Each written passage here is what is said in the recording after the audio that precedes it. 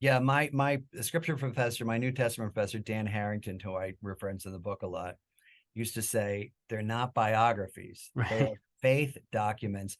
And this is the reason why at the end of Gospel of Mark, I mean, there's hardly anything about the resurrection. There's the Yeah. short end and long end.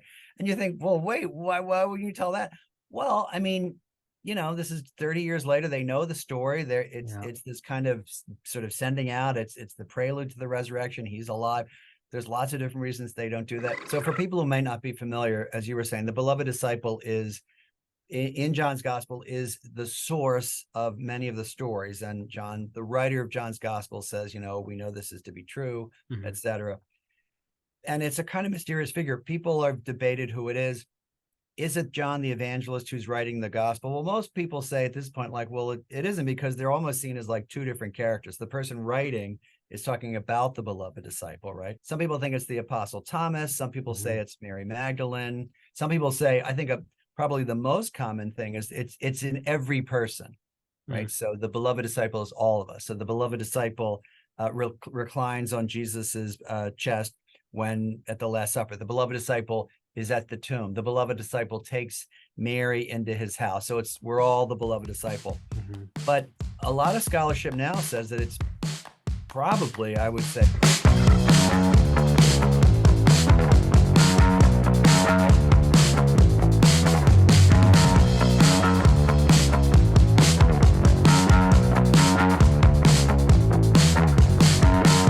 Everybody, welcome back to the podcast. Today we're sitting down with one of my favorite human beings, one of my favorite repeat podcast guests, the one and the only Father James Martin. He's written a brand new book called Come Forth, The Promise of Jesus' Greatest Miracle. And so it's good to have you aboard once again. Thanks for stopping by. thanks. Nice to be back. Thanks for inviting me. Good to be with you. Yeah, definitely. So I don't know if you remember this, but way back in 2020 is the first time you were on the show. We talked about your book, Building a Bridge, which I'm happy to say, by the way, got me in all sorts of trouble. That's a side note. Uh, But at the end of the episode, you mentioned your, I guess, brainstorming of this book because you hadn't really started writing it, but it was kind of cooking in your heart.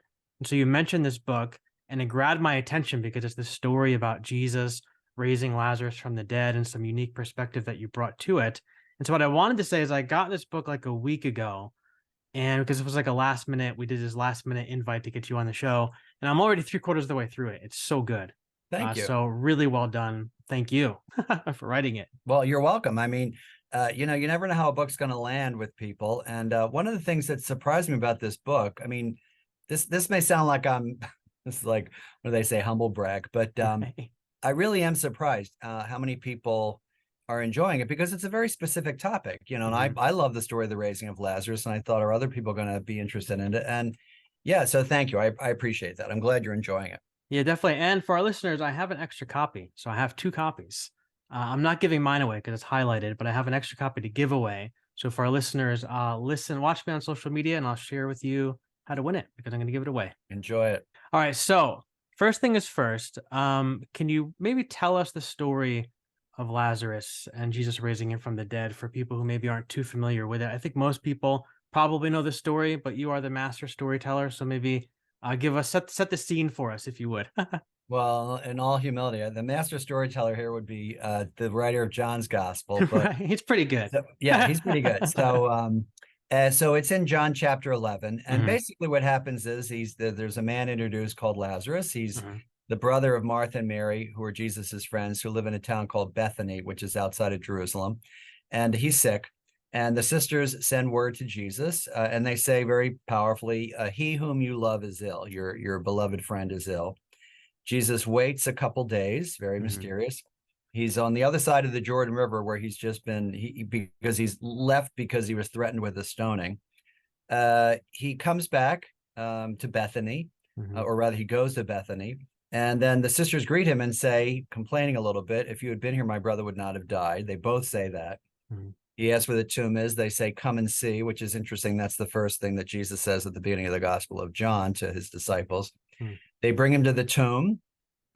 Lazarus has now been dead for 4 days. I mean, he's dead. Hmm. Jesus says to the people who think maybe he's asleep, no, he's dead. He says, "Take away the stone," and he shouts out.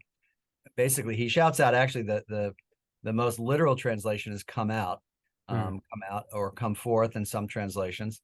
And Lazarus comes out, wrapped in his grave clothes, and Jesus says, untie him and let him go. So it is traditionally called Jesus's greatest miracle. There are two other places in the Gospels where he raises people from the dead. One is the daughter of Jairus, a synagogue official, and one is the son of a widow in a town called Nain. But this is really the one that people think about when they think about raising from the dead. So that's the book is kind of a deep dive into that story. Mhm. And really the theme of the book is how God offers us new life and how we're asked to kind of leave behind in our metaphorical tombs what keeps us unfree. Yeah. Now you talk in the book about how you have actually been to the place in the Holy Land that's believed to be or known as Lazarus's tomb. And so, can you share with us like a little bit about? I know you've been there multiple times, but like, what have your experiences been like in that place? And are there any like specific ways that actually being there in this scene that this story kind of captures that it's like informed your perspective on the story? Yeah, what a great question. Thank you. Mhm. Well, the most incredible thing, frankly, about being there, one of the most incredible things, is the name of the town. So I mean, I think most of your listeners would know the name of the town, Bethany. Mhm. A lot of things happen. Jesus visits Mary and Martha's house in Bethany. That's a big scene where Martha complains her sister isn't doing enough work and blah, blah, blah. So that's pretty well known.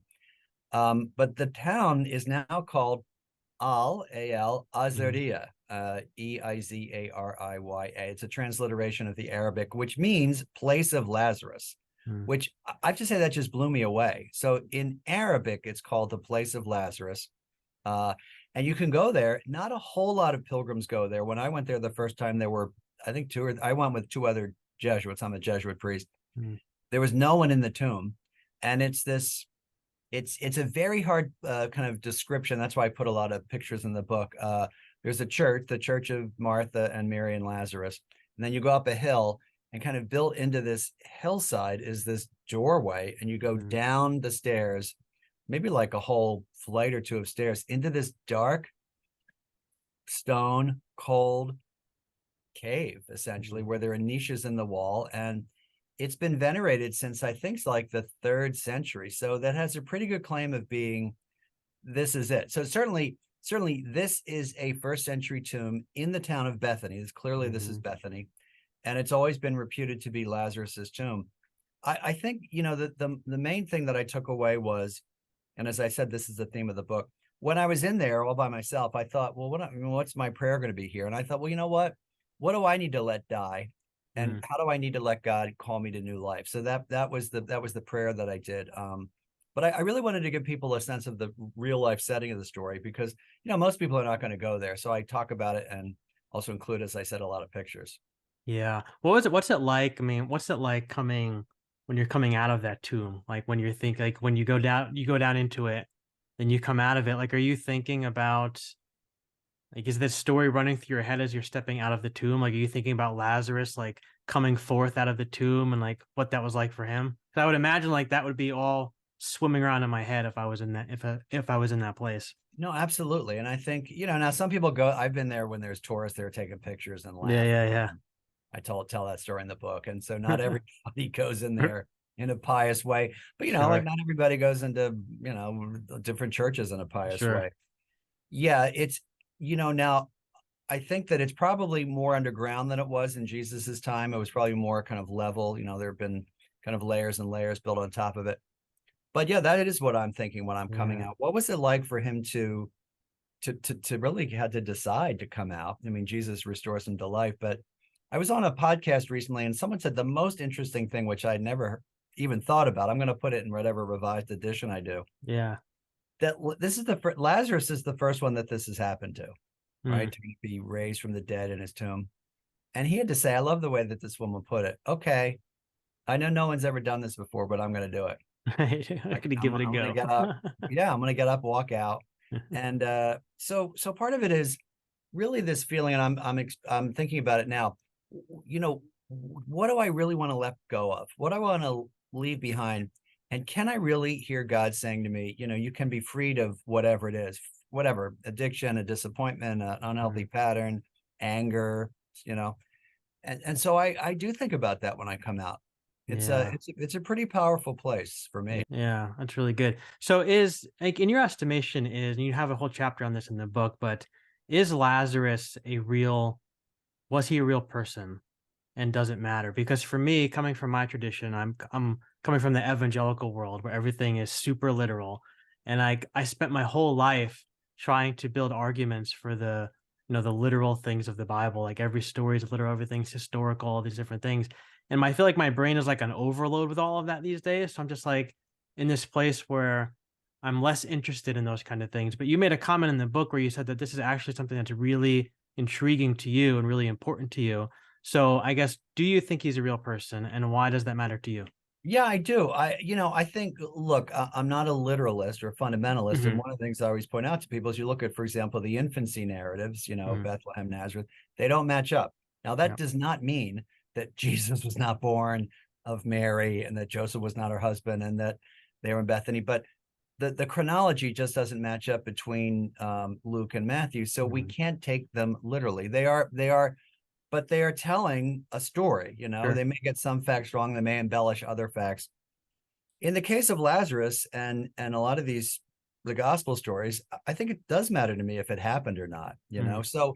So there are some edits that are going on. Okay, so there was not a reporter at the tomb. So did Martha The say Jesus that? cam, right? Yeah, Jesus came. Did Martha say that exact quote? Okay, Mhm, maybe not. Maybe it was a little different. But did Jesus go to Bethany? Was Lazarus sick? Were his sisters Mary and Martha? Did Lazarus come out of the tomb? Yes, I believe that. mhm, And I believe it not in a kind of vague sense, like, oh, the community believes it, but I believe it. mhm, What and I look in the book about in the beginning of the book about the question of, how do we know that? One of the ways that scholars believe that one of the reasons why scholars believe that this is true is that Lazarus has a name. mhm, And so he's not just a man or a woman with a hemorrhage. And scholars believe that when the names are retained, it means that the early Christian community knew these people. And mhm, look, Mary and Martha appear in Luke's gospel too, and they're pretty much the same. Martha is the kind of active one, Mary's the contemplative one in Luke. In John, Martha's the active one too. She runs out to greet him. So look, I think it's pretty clear to me that these are real characters whose whose personalities also shine through in the gospel stories. So there's lots of different uh, things I go over that sort of tells us why we believe Lazarus is real, and yeah, I certainly do. So like I said, I think word for word, mhm, did Jesus say these things? Did Mark? Maybe there's some embellishing going on because rember, this is a couple decades after it's an oral tradition. They would have embellished it a little bit. mhm. John stressing some things, not others. Did it actually happen? Yes. Yeah, I believe it happened. One of the I think the high points of the book for me, and this is what you had mentioned when you were on the podcast back in 2020, was about some of the scholarship out there, some of the ideas that Lazarus is the beloved disciple whose his name is kind of unmentioned throughout the book of John, but he makes these random appearances. And I was always taught in seminary, like, well, that's probably John, or maybe it's John Mark or somebody else, whatever. But it's one of those people. But in the book, you talk about this scholarship about why it could be Lazarus. And so I'm wondering if you could share a little, you don't want to give away all the pearls of wisdom from the book, but if you could kind of tease us a little bit and talk about some of the ideas out there as to why the beloved disciple might be Lazarus and how that kind of changes the story for us if it is. Yeah, it kind of blew me away. I mean, as I say in the book, I was out with a friend who's a New Testament scholar, and I was talking about, as one would with a New Testament scholar. Right? Why not?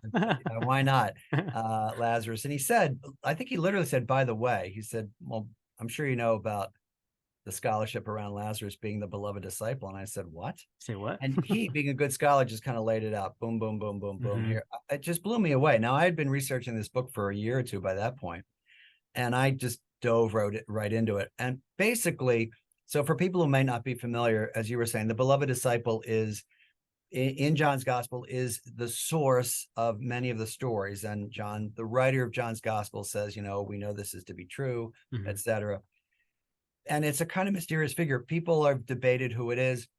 Is it John the evangelist who's writing the gospel? Well, most people say at this point, like, well, it isn't, because they're almost seen as like two different characters. The person writing is talking about the beloved disciple, right? Some people think it's the apostle Thomas. Some people say Hmm. it's Mary Magdalene. Some people say, I think probably the most common thing is it's in every person, right? So the beloved disciple is all of us. So the beloved disciple reclines on Jesus's chest when at the Last Supper. The beloved disciple is at the tomb. The beloved disciple takes Mary into his house. So we're all the beloved disciple.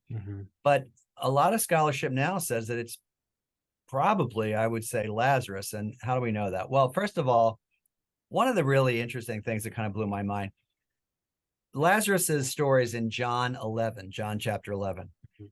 The beloved disciple doesn't appear until after that.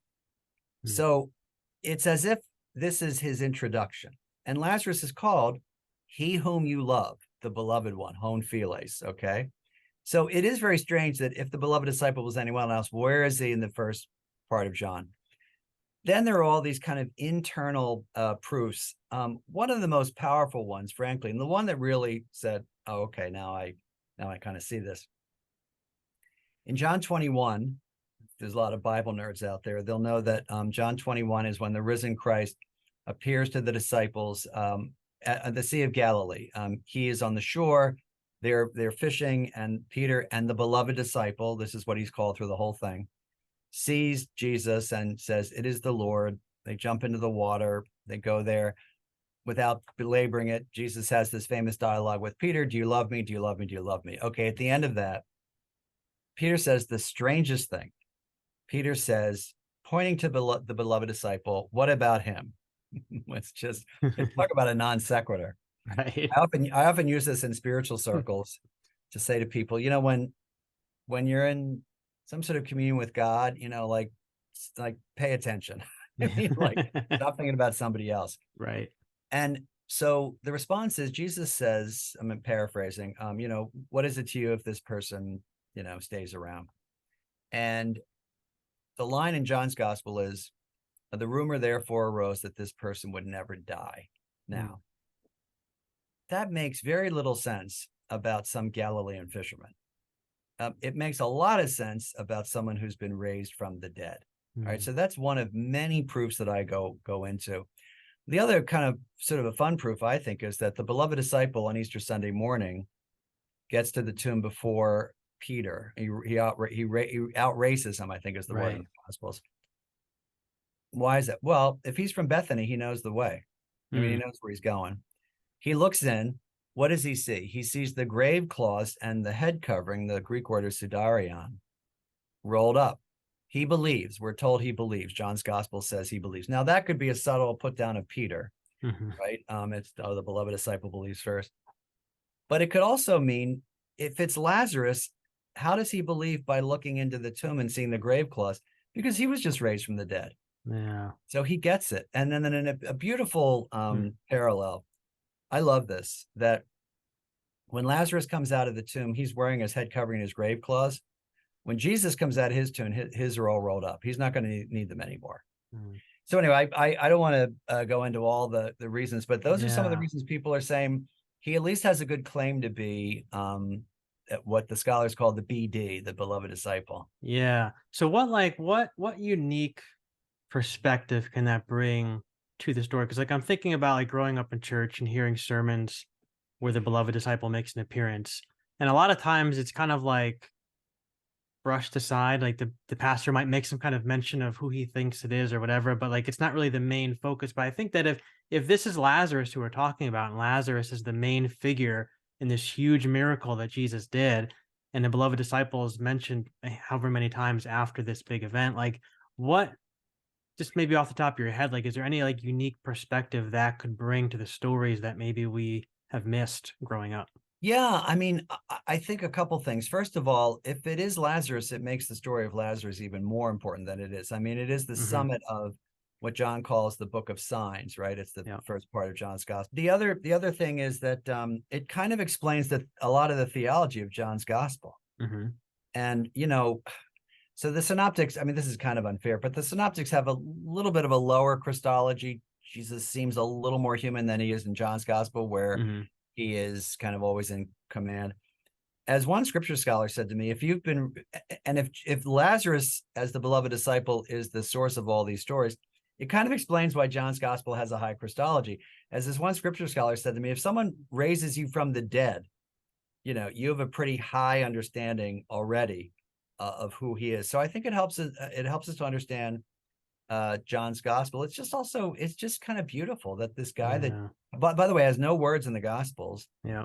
guy that is Jesus's friend Lazarus, is this kind of mysterious figure. It's kind of a fun detective story too. We'll not, well, I don't think we'll ever know. I mean, we'll Yeah. know when we get to heaven and we meet the beloved disciple and he says, guess Right. what? Here's Guess the what, whole guys? Right. It was me all along. right.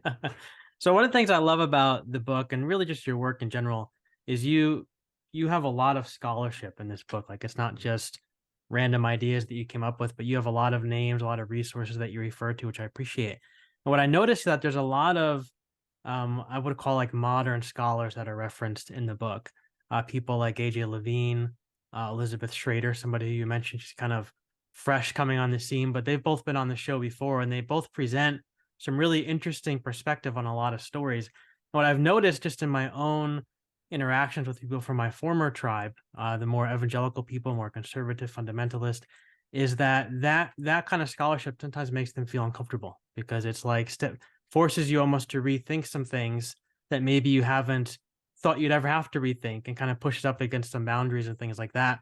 But you kind of reference those things very freely in here. And I've noticed that even like in the book, like you would list various scholars and various ideas. And I could tell like by what you were writing, it's not maybe something that you necessarily agreed with, but yet you felt comfortable with it anyway. And so I'm wondering, like, as you're putting this book together and as you're doing these interviews, things like that, like in what ways does this scholarship kind of help you, I guess you could say, in your journey through the Bible? And why is it that you're so comfortable with it? I'm really glad you asked that question because you're right. Some people think it's some sort of threat to one's faith. Yeah. Yeah. Basically, it helps us understand Jesus better. I mean, if you Yeah. understand the history better and you understand what's going on better, you understand the gospels better, you're going to understand Jesus better. So the best example that and so I think it's important to kind of look at what the current scholarship tells us. Current scholarship about the beloved disciple, that doesn't challenge my belief about anything. Mm. It's an interesting sort of question about, who it could be. And it invites us to think more deeply about the beloved disciple and Lazarus. The best example would be in the story of Lazarus, something very simple. So let's say you're just reading the story without any reference to any scholarship. You're just Hmm. reading it straight through, and it's a beautiful story, and you believe in it. But there is this part of the story where it says, accordingly, Jesus waited where he was for 2 days, and you just think, "Whoa, what's that about?" Okay. Now, if you read some historical scholarship about the life and times of people in first century Galilee and Judea, you'll find out that Jewish people at the time, many of them, believed that the soul hovered around the body for 2 or 3 days. Okay, that's just an historical fact. That's one of the things that a lot of Jews believed at the time. So a lot of scholars, and if you read a commentary, a lot of scholars will say this may be one of the reasons why Jesus waited. Mm. Okay, so in his other two miracles, the widow of Nain's son, the guy still on the funeral procession, the daughter of Jairus, she's kind of just died. And it is a sense of Jesus wanting perhaps to show people he's dead. Mm. I mean, this guy is dead. It's been 4 days now. He's in the tomb. So even that little bit of historical scholarship, which you aren't going to get from the story because it doesn't tell you, right? Mm. Helps you understand the story better. From a theological point of view, if you read Bible commentaries and you read that in John's gospel, the writer is always portraying Jesus as in control, in command, you Mhm. might say, aha, okay, well, then maybe this is another reason why John is writing it this way. It doesn't mean it didn't happen. It doesn't mean you don't believe it. It means you understand it better. And Yeah. frankly, I want to understand as much as possible about Jesus, his life and times, what he means when what he says, what he means by what he says. Another small thing, when Martha says, "I know that you are the Messiah," Yeah. what did that mean back then? Now we, as 21st century English speaking people, have an idea of what the Messiah means. It meant something different back then, or did it mean something different back then? Why would you not want to know about this stuff? But you're right, it does sort of I think confuse people because they hear, oh, you don't need any of this scholarship. Well, I think you do. I mean, you don't have Yeah. to be a scripture scholar to read the stories. You don't have to read tons and tons of books, but a little bit of knowledge about what Jesus is saying, what the context is, how the story was put together, I think helps us understand it better. Yeah, I used to get really nervous when I would come across somebody like a scholar who would kind of refute something that I always took for granted in the scriptures as being like something that was literal or something like that, and they would kind of come in and show like why this particular event didn't happen the way that it says it happened, and it used to make me really kind of rattle my cage a little bit and get me all out of sorts. But then I started to realize that like I've almost grown to appreciate those instances a lot because maybe the person's right, maybe they're not right. Maybe it is literal, maybe it's not literal, whatever. But if it's not literal, then my question becomes, well, why did they tell the story the way that they told it? Like what unique what unique thing is the writer trying to bring to the story of Jesus to make this certain thing up in the way that they did? It's not like they were trying to be deceitful, but what kind of story are they trying to tell with this magical, wonderful thing that they put into the text? Absolutely. And look, these stories were told by 4 different people at Yeah. roughly different times Hmm. to somewhat different audiences. So if you and I were telling the story of, make someone up, Nelson Mandela. Hmm. Okay, so let's take, I'm sure you admire Nelson Mandela, right? Yeah. So let's take Nelson Mandela. So you and I, we set out to write, both we write these 200-page books about Nelson Mandela. All right, we're going to write probably completely different books. Yeah. Now we'll have the same general, he was this, he was in Sure. prison, he was free, he was president, he said these things, he inspired these people. But you and I are going to focus on different things. We're going to Yeah. focus on different things. You're going to focus on one thing. I might focus on another thing. Yours might be more inspirational. You Mhm. might have almost nothing about his childhood because it's all about his work in Mhm. XYZ.